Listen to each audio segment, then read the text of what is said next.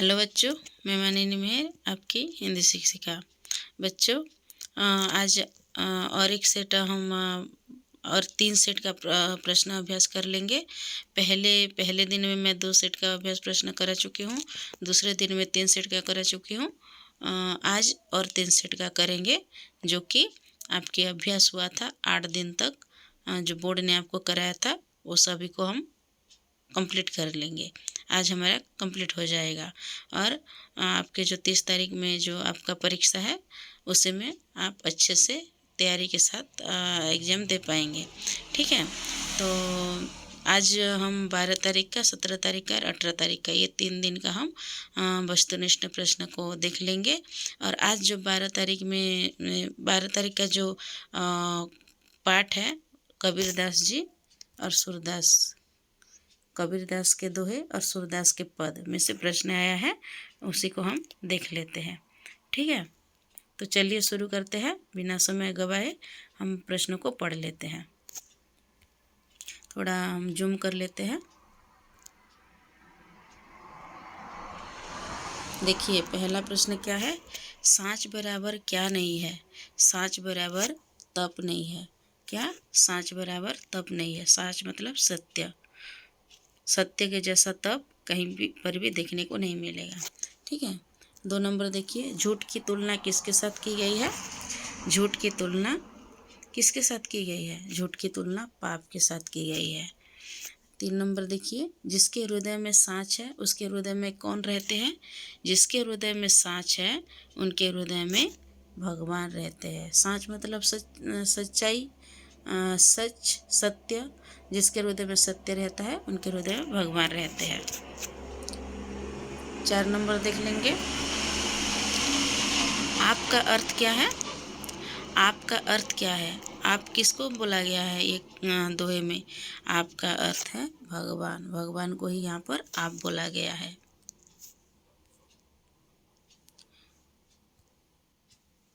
5 number देख लेंगे, जो तुम्हारे रास्ते पर कांटा बोता है तुम उसके लिए क्या करना चाहिए? जो तुम्हारे रास्ते पर कांटा बोता है तुम उनके रास्ते में फूल बिछाना है, ताकि एक दूसरे में भेदभाव न रहे या एक दूसरे में मनमुटाव न रहे, और जो गलत करता है वो अपनी गलती को सुधार सके हमारी अच्छाई को देखकर। तो जो तुम्हारे रास्ते पर कांटा बोता है तुम उसके रास्ते में फूल बिछाना। 6 नंबर, सब कुछ कैसे होता है? सब कुछ धीरे धीरे होता है। एकदम से सब कुछ नहीं हो जाता, धीरे धीरे होता है। 7 नंबर देखिए, कौन 100 घड़ा पानी सींचता है? कौन 100 घड़ा पानी सींचता है? माली 100 घड़ा पानी सींचता है। 8 नंबर देखिए, पेड़ में कब फल लगता है?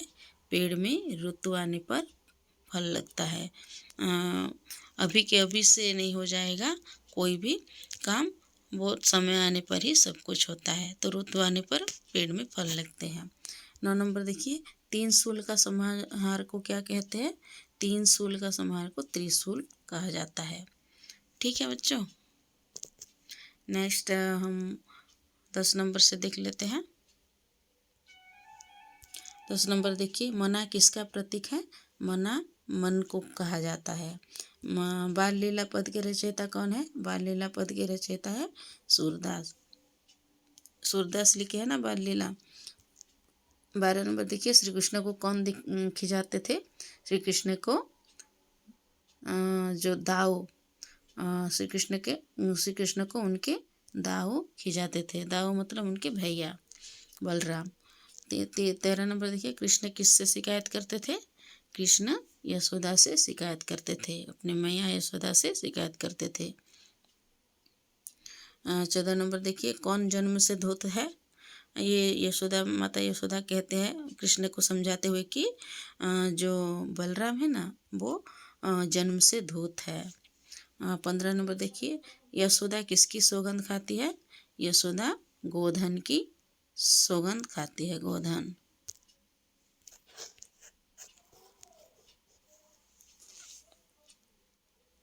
16 नंबर देखिए, कृष्ण किसे पुकारते हैं?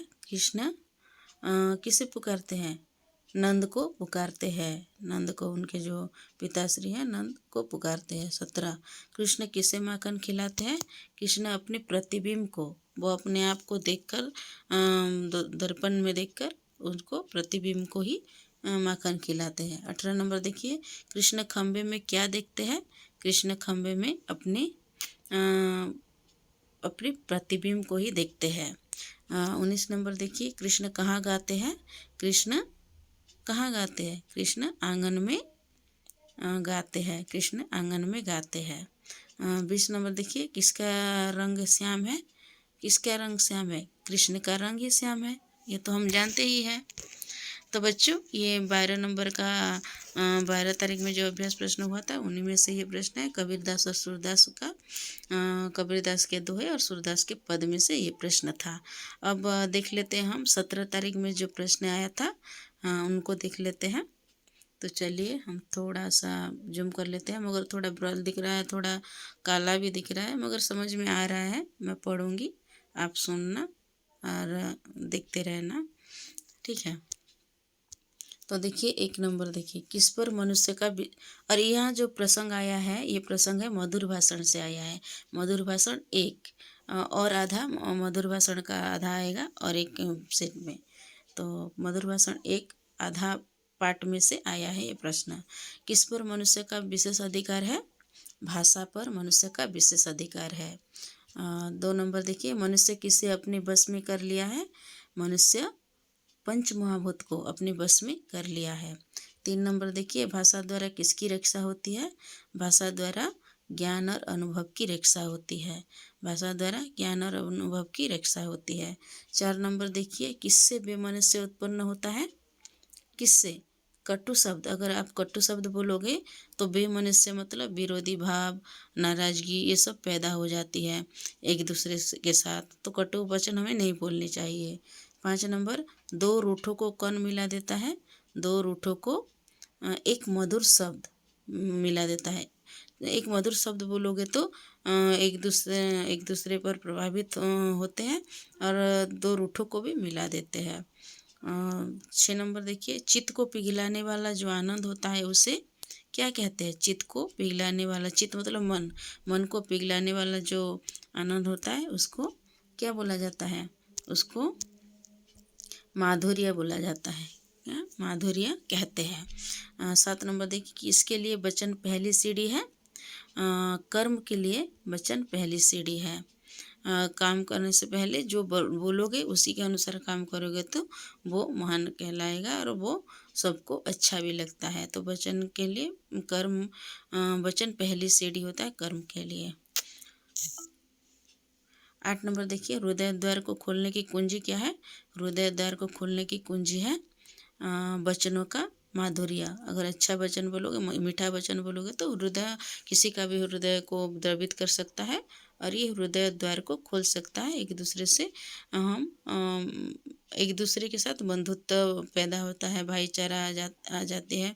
तो मीठे वचन ही हमें हमेशा बोलना चाहिए, ठीक है। 9 नंबर देखते हैं, बाणभट्ट द्वारा रचित प्रसिद्ध महाकाव्य का नाम क्या है? बाणभट्ट द्वारा रचित प्रसिद्ध महाकाव्य का नाम है कादम्बरी। कादम्बरी लिखे थे। 10 नंबर, बाणभट्ट ने अपने डैक्स लड़के को पुस्तक पूरी करने का भार सौंपा था। बाणभट्ट ने अपने कौन से लड़के को पुस्तक पूरी करने का भार सौंपा था? अपने छोटे लड़के को। 11, मनुष्य को आदर का भाजन कौन बनाता है? मनुष्य को आदर का भाजन वार्तालाप की शिष्टता। वार्तालाप में शिष्टता होनी चाहिए, ये मनुष्य को आदर का भाजन बनाता है। 12 नंबर देखिए, भाव को प्रभावशाली भाषा में व्यक्त करना क्या है? जो भाव है आपके मन में आ रहा है वो प्रभावशाली भाषा में व्यक्त करेंगे तो उसको साहित्य कहा जाता है। एक सुंदर सा भाव, सुंदर सा भाषा बनकर उभरती है। 13 नंबर, वचन के अनुकूल जब कर्म होता है तब मनुष्य क्या बनाता है? वचन के अनुकूल जब कर्म होता है तब मनुष्य बंध्य बन जाता है। क्या? बंध्य बन जाता है। सबका प्रशंसा समेट लेता है और प्रशंसित हो जाता है। और देखिए 14 नंबर देखिए, शुष्कं काष्ठं तिष्ठत्यग्रे, यहाँ किसने कहा? यहाँ बड़े लड़के ने कहा। इसका मतलब है आगे सूखी लकड़ी है, आगे सूखी लकड़ी है। शुष्कं काष्ठं तिष्ठत्यग्रे, आगे सूखी लकड़ी है। 15 मनुष्य की सामाजिकता किसके द्वारा कायम रहती है? मनुष्य की सामाजिकता भाषा द्वारा कायम रहती है। 16 नंबर देखिए, मधुर भाषण निबंध के लेखक कौन है? मधुर भाषण निबंध के लेखक है गुलाब राय। गुलाब राय लिखे थे। 17 नंबर देखिए, मुलम्मी के सिक्के का अर्थ है, मुलम्मी का सिक्का मतलब नकली मुद्रा। नकली मुद्रा को मुलम्मी का सिक्का बोला जाता है।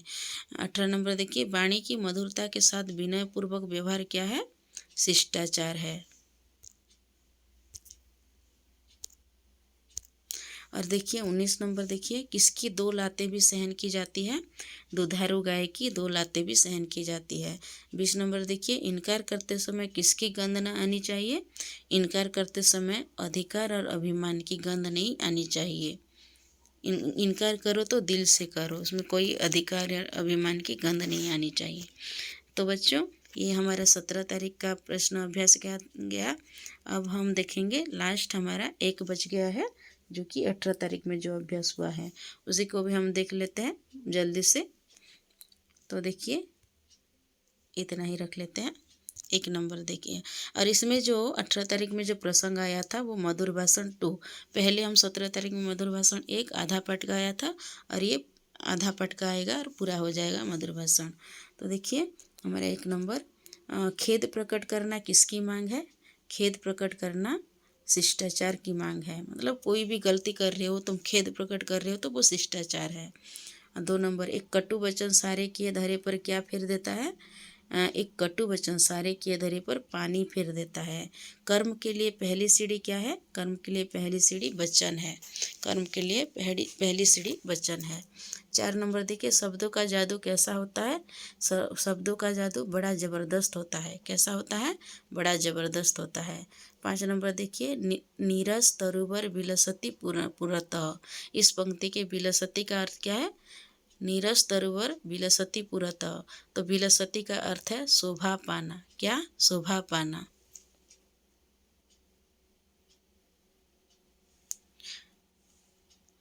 आगे नीरस वृक्ष शोभा पा रहा है, इसका मतलब। तो विलसती का अर्थ शोभा पाना।